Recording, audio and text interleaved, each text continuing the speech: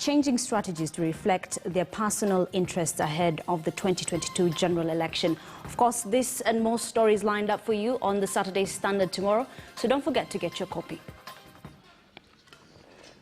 Now, the Teachers Service Commission has issued guidelines to teachers on community-based learning program launched by the Ministry of Education effective 12th August 2020. This means that thousands of students currently holed up at home are expected to begin classes in their respective estates and villages. So just how practical will this program be, and is it safe for children? Our reporter George Maringa reports.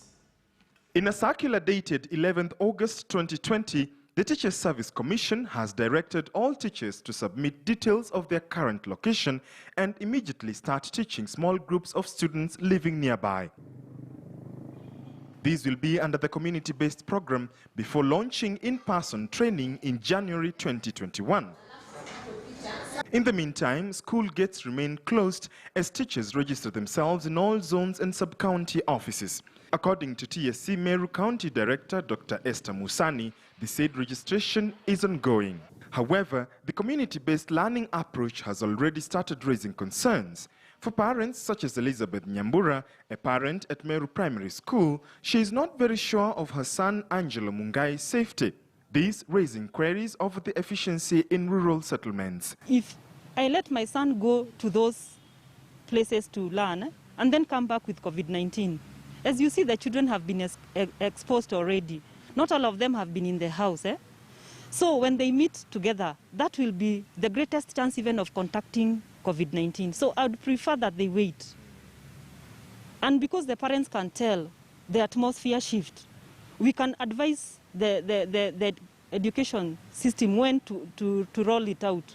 And I think the way they had said next year will be a good time, so that the children will have stayed at home well protected.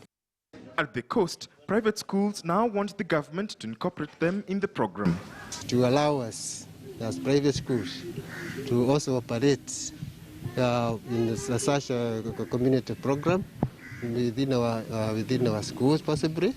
Yes, we'll be able to handle our children, and we, as directors, we can be able to be responsible for the children and take care of them, and as well. We'll have also a good environment for them because we have water, we have sanitation in our schools. However, speaking in Eldoret, Education Cabinet Secretary Professor George Magoha assured the country of the efficacy of this new way of learning.